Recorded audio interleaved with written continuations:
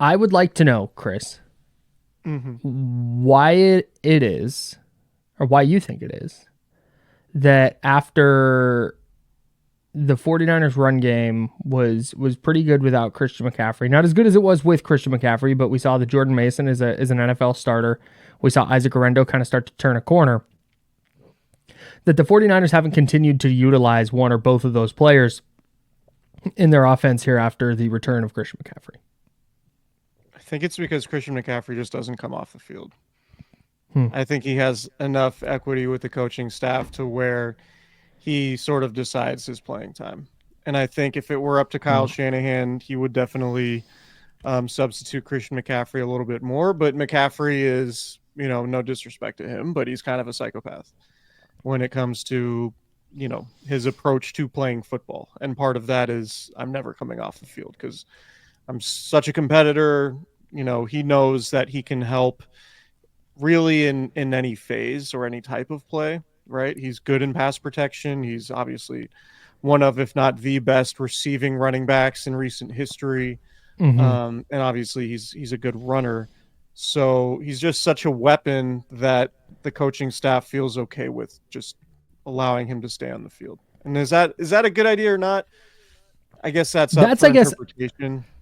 and I think that's where my question is. Like, my question is not should Christian McCaffrey play less?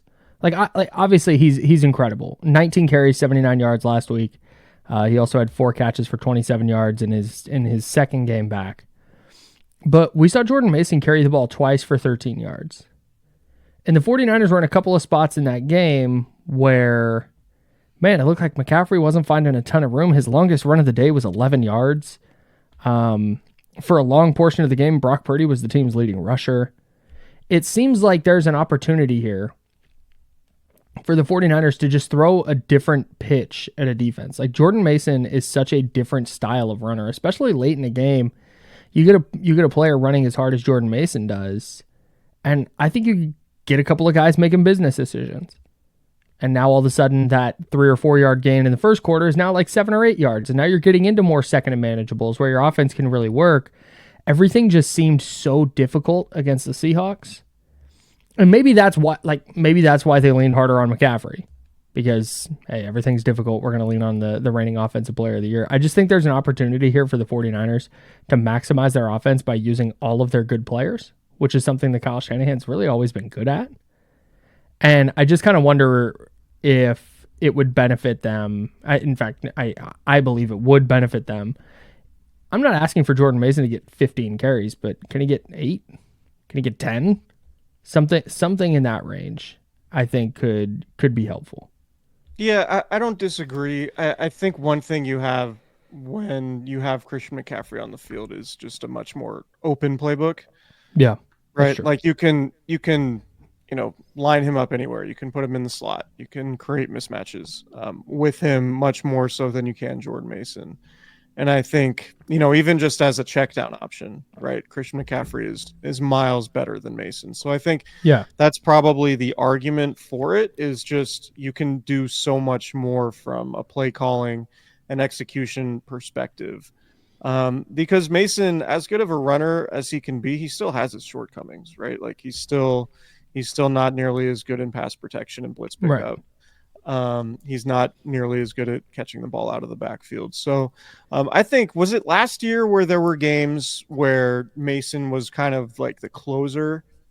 Yeah. Like when you knew, like, I think he's best served in that role. Like, even when the defense knows that a run is coming, when you're, up 9 points with 4 minutes left and you're going to run the ball. I think that's a good situation for Mason because he can get downhill and be punishing, and particularly in the second half of games, I think you can Hmm. utilize his physicality to really like bleed the clock, seal a win. Like I think that makes a lot of Hmm. sense for sure.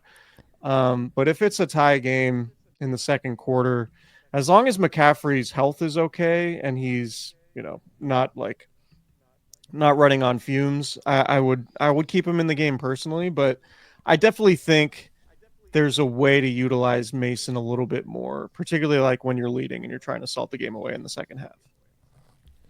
Yeah, man. I don't know. it it it feels like they're leaving something not like on the field, but off the field. Like Jordan Mason was really good. It wasn't like he was kind of just putzing his way around and they were figuring out the offense with a bad running back in the field. Like he was obviously a good player, right? Jeez. Like he was obviously a good player. So I don't understand why they can't carve out ways to have him on the field. Like their offense wasn't a total disaster when he was playing when Christian McCaffrey was out. And if you're leaving a player, like he looked really effective. He looked honestly in his couple of runs, he looked more effective than Christian McCaffrey did against Seattle. He can't get one of those carries or two of those carries after they get the ball back with 3 minutes to go. 3:56 I think was on the clock. You can try and throw him. I don't know, man. I think there's some innovative ways that they can use both Mason and McCaffrey. Yeah, and I just don't agree. think, and maybe that's something that's like they weren't anticipating doing, and you can't just install it this late in the year, and they can't do a thing where they're both on the field at the same time. But that seems like, hey, part of the appeal with McCaffrey is that he's a like elite receiving running back. So split him out in the slot and have Jordan Mason in the backfield and go to work. Yeah, I mean, one thing that's really interesting about McCaffrey, in his 2 games, his success rate on running plays is 40.6%, which would be the lowest of his career. Success rate, if you're unfamiliar, is a, quote unquote advanced metric where, successful rush gains 40% of the yards required on first down, 60% of the yards required on second down, and 100% on third or fourth down. When the denominator is rushing attempts, right? So if you're basically, it's basically a stat that talks about staying ahead of the sticks. Last year, his success rate was 54%. So, we're looking at basically a 14% difference in just his overall success rate, which is pretty substantial because, like he's bit like the success rate is a really, when you look at the efficiency of the 49ers offense, it's a really telling stat. And McCaffrey's success rate or his efficiency in the running game hasn't been there. Now, is that a function of the offensive line not being as good? Maybe. Is it a function of McCaffrey being rusty? Maybe. But so I think, and I don't have any of these answers, but I think one of the things that Kyle Shanahan is trying to grapple with is, do you maximize Christian McCaffrey by getting him as many reps as possible to try to get him to knock the proverbial rust off? Or do you maximize McCaffrey by doing what you're suggesting and spelling him a little bit more? I don't know what that balance is. I think that's a difficult question for the 49ers right now. But I also think I don't really know. I mean, I guess it's one of the many things that their offense is dealing with. In terms of like the shortcomings you're looking at and trying to diagnose what's going on with them this season. It is a small sample size for McCaffrey, right? It's 2 games.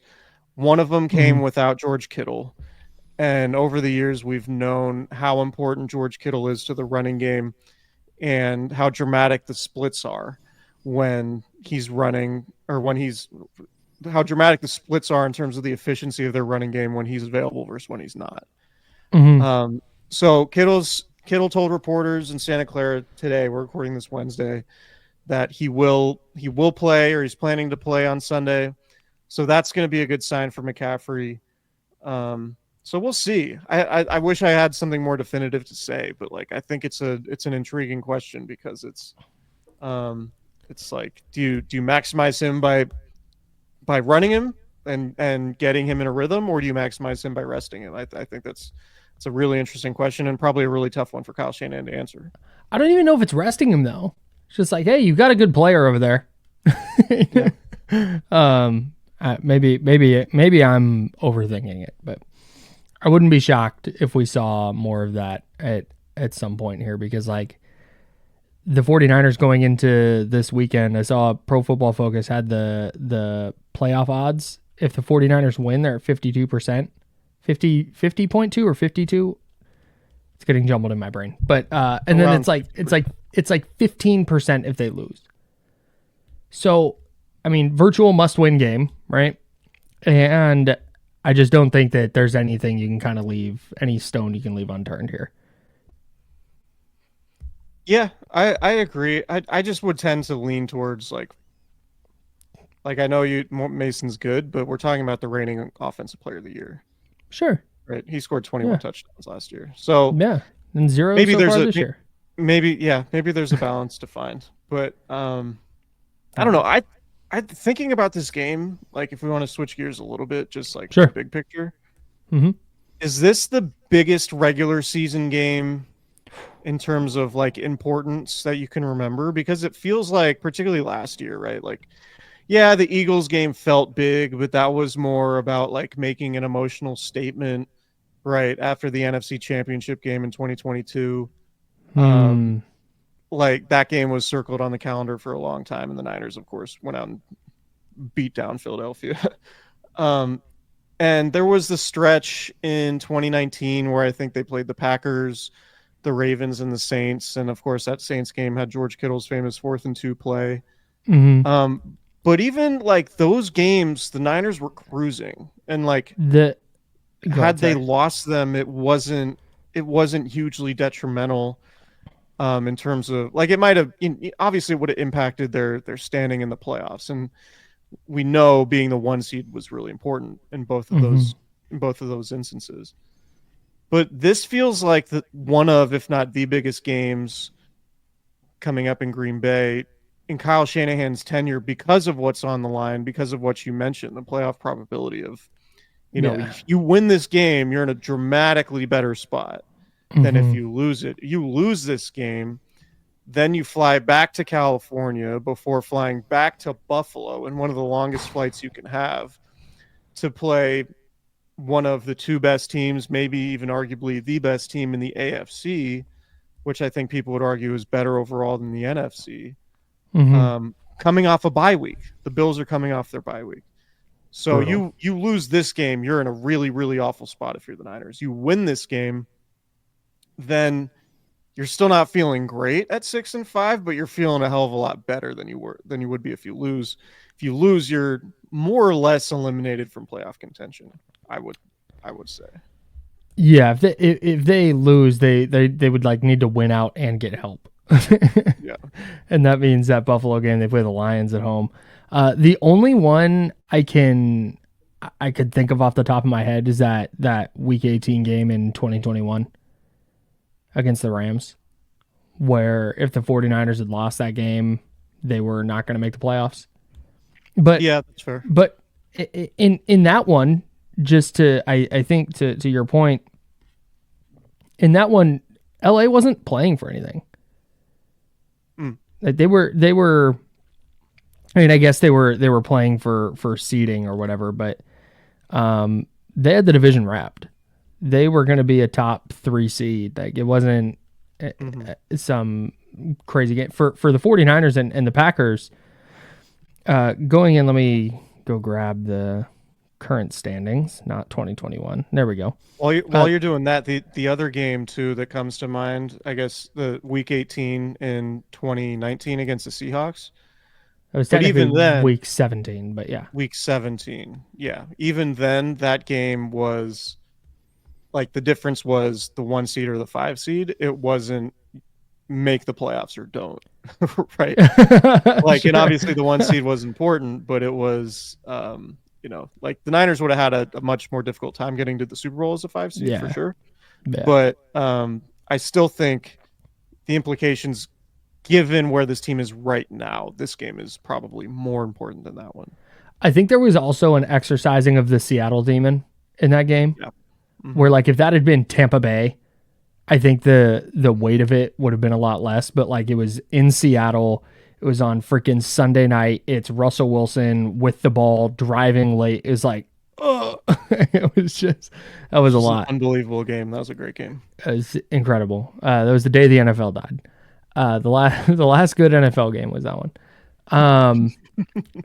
But in this one, it's really interesting because Green Bay comes in 7-3 and 3-3 in the conference. And that matters because the tiebreaker after the head-to-head is conference record, which is why these NFC games are so important for the 49ers if they're going to battle back and make the playoffs. If the 49ers win, they go to 6-5 while Green Bay drops to 7-4. So the Niners will be just a game back and they'll have the head-to-head tiebreaker over Green Bay. And then you have Washington sliding a little bit.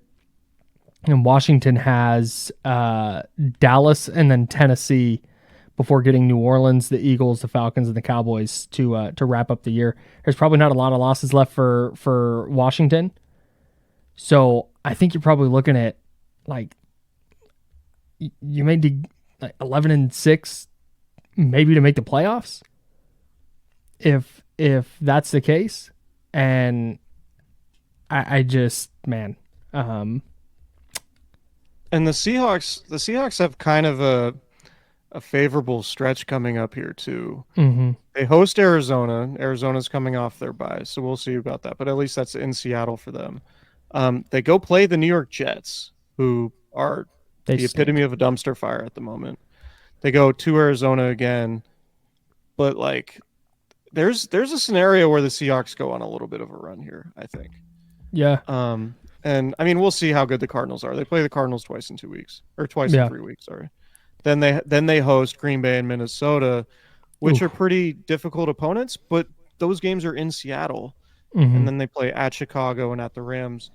Like, point being, I don't think necessarily the Seahawks are going to go away, and the 49ers don't have the head-to-head tiebreaker against them right now.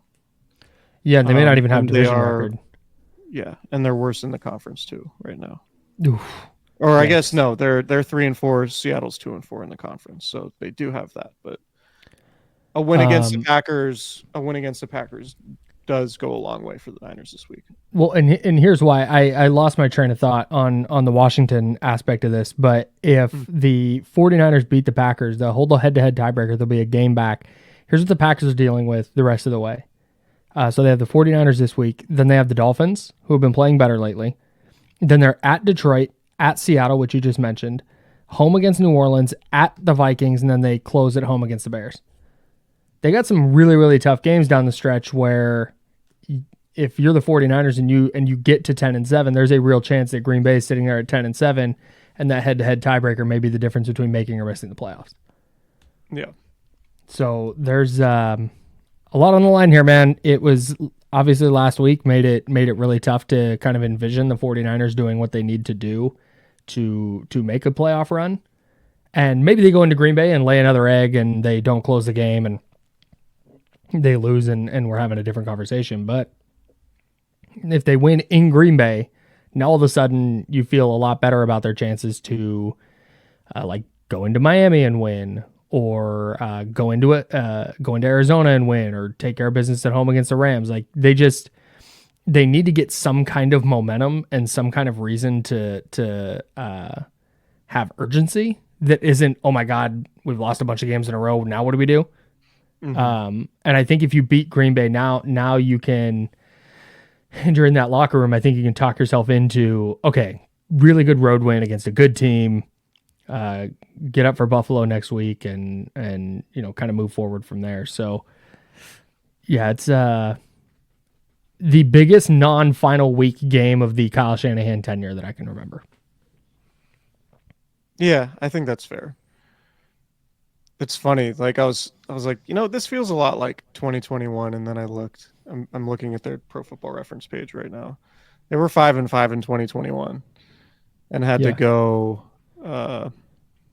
5-2 down the stretch just to make the playoffs, including that week 18 game against the Rams. So not that I want to do the thing where I keep, because I've been doing this all year and being like, oh, this team struggled before and then played good football in November and December to make it into the playoffs. But this is a little bit more of a familiar spot for them than it feels like right now, given the type of losses that they've had. But I do think it's important we talk about the injuries a little bit. Nick Bosa, hip oblique, didn't practice on Wednesday. Kyle Shanahan basically said he's not sure if Bosa's going to play. I have a really hard time seeing the 49ers winning that game without Nick Bosa. So totally agree. I think that's probably the most important one to keep an eye on. Trent Williams didn't practice. He doesn't practice most or any Wednesdays these days. He's dealing with an ankle injury, so I'm not entirely sure. We talked about George Kittle. He said he'll play after missing Sunday's game with a hamstring injury. Trevarius Ward back at practice. He was at the game Sunday, Kyle Shanahan said earlier this week, and working his way back into practice. So at least you're looking at, potentially having all three of your top corners, and Isaac Yiadom getting fewer snaps potentially, with Renardo Green and Diamonor Lenore obviously playing well. So,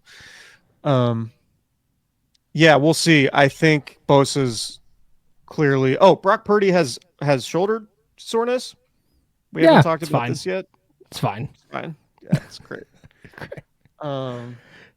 You know what the bitch about this season is like 2020. Jimmy Garoppolo, Nick Bosa, Richard Sherman, D Ford, like it was just out for the year. Jimmy Garoppolo came back too early from the ankle. He was never right.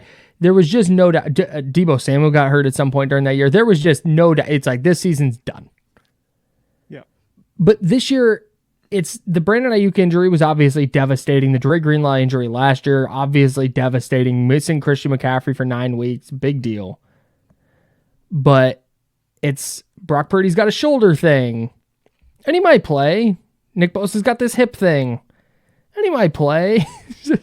George Kittle's got whatever, a hamstring thing, and he might play. It's like nothing is going wrong enough to go, yeah, this is done. But nothing's gone right enough to think they're going to do anything. They're just suspended in like the purgatory of mediocrity for this season. It's really frustrating. Yeah, Sunday, I think, like in talking about the importance of Sunday's game, I think Sunday more or less is going to define the season, which is another way of saying that it's really a really important game, right? I agree. You come out and win that game, then maybe we look at that as an inflection point. Like, all right, yeah, maybe they turned it around. Maybe this is a lot like 2021, and they sneak into the playoffs with a 10-7 record and have a really gutty win after pretty brutal losses, right? Yeah. Or do they come out flat and is Sunday in essence like not the nail in the coffin? Because I think the following week in Buffalo would feel much more like the nail in the coffin. Sure. But there's a wide range of outcomes in terms of like it is a do or die game, and as much of a must win as you can have in late November. So yeah, what was the turning? Will be interesting. Do you by chance remember what the turning point was in 2021? Like when you felt like, oh, this team might be about it.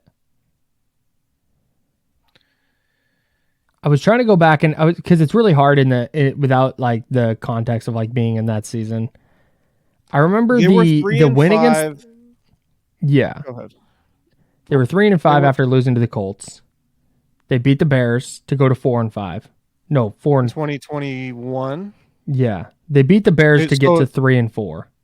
Right. Then they lost to Arizona, which seemed like the lowest of the low. I think that was the Trey Lance. No, the Trey Lance start was the one in Arizona. That one at home was the one where Dre Kirkpatrick got railroaded. Yes, that was a Dre Kirkpatrick game. Oh, and Colt McCoy started for the Cardinals. Yeah. That was like the low of the low. But the next week they hosted the Rams. That's when the Rams were sort of the get right game for the Niners. Mm-hmm. And they won 31-10 on Monday Night Football. Then they won in Jacksonville by 20. They beat the Jacksonville Minnesota. Team stunk. Yeah, they beat Minnesota by 8 at home. They lost at the Seahawks, but they won in Cincinnati, which was really big that year. That I think was the game for me. That was like, overtime. oh, they have a real shot to do this. Yeah, I think that was probably it. Because the loss, I remember that loss in Seattle, that Week 13 loss. They lost 30-23, and it was just so like peak Seattle loss, where they just never. It felt like they were never in the game. Mm-hmm. and that dropped them to what, they were 5-5 after the Rams game, right? Or after the Jags game? After the Rams game, Jags got them to 5-5. Yeah. And so they got to 6-5 with the Vikings, and then they dropped to 6-6 after the loss to Seattle. Was like, oh, like that's just it then. That was the Cincinnati game was one of the best George Kittle games of his career. 13 catches on 15 targets for 151 yards and a touchdown. And didn't he have absolutely had to have. Didn't he have like an incredible catch over the middle to save a drive? Yeah, it was either late in the game or in overtime, late in regulation or in overtime. Yeah. And then Ayuk had the winner. Man. Yeah. Jimmy Garoppolo, 27-41, 296 and a couple tuds. And a fumble lost, of course. Jawan Jennings, 3 for 46 there. Yeah. Yeah, Brandon Ayuk scored a touchdown. Yeah, that was probably the game. And you remember that the Bengals were good that year. I mean, they were 10-7 in the regular season, but they went to the Super Bowl. Mm-hmm. And a lot of people think the Niners would have won the Super Bowl had they beaten the Rams in the NFC Championship game. But yeah, this is I think this is what this season feels most like 2021. If you had to make a comparison, it feels like a gross mix of 2020 and 2021. Yeah, it's like the timeline of 2021 where they didn't get right against the Rams. Right. Yeah. Yeah. So it'll be what a weird year. I think we're gonna figure out a lot before the game. I don't know if Nick Bosa is going to be a game time decision or not, but if he doesn't play, I just don't know how they do it. Game time decision, aka Adam Schefter at 11 p.m. Pacific time, letting us know. Yeah, there'll be a lot of videos of Nick Bosa in a tank top and 25-degree weather. A lot of speculation about his gait. Yeah. Seeing how his hip flexors are doing in those warm-ups. He likes to do those hip flexor. I don't know what they're called. Little jumping sprint karaoke things. You know what I'm talking about? I think I could comfortably get through a quarter of his pregame warm-up. Comfortably. Oh, you just mean from like an athleticism standpoint? Yeah, just like I can do these exercises. I think I could do a quarter of it. If I had to go through his whole pregame warm-up, I would throw up. Yeah. One thing I heard, and I don't know if Nick Bosa does this, but one thing I've heard that players do, like when you see guys in like frigid temperatures be like shirtless or like in tank tops. Oh yeah, this is crazy. Or whatever. Yeah. They just like rub icy hot all over their bodies. And like icy hot, like warms the skin and sort of creates like a layer of, I don't know if insulation is the right word, but I think it's safe to assume a significant number of NFL players were like warming up shirtless, like took an icy hot bath before going out onto the field. Which sounds insane to me. Don't do that. Well, these guys also like take shots of Toradol before football games, so. When Kyle Shanahan, after the game the other day, when they asked how Trent Williams was doing, he's like, yeah, the Toradol's wearing off, which is always rough. Like, oh my God. Yeah. Is that a HIPAA violation? Yeah, like man, don't. Hey, dude, I'm burying my head in the sand on this. Do not bring that up publicly. Right. Weather in Green Bay, not supposed to be terrible. Looks like no precipitation. Currently, no precipitation. And low 40s at kickoff. Oh, wow. Yeah, I haven't looked at the Green Bay weather. I'm going to Minnesota next week. Ooh. Minneapolis. You going to see the homies? Craig and our homies with lamb chops for sure. For Kings Wolves the night before Thanksgiving. Craig's got to pull up to Sacramento for Kings Wolves one time. Yeah, we got to take him out. We'll have a great time at R15.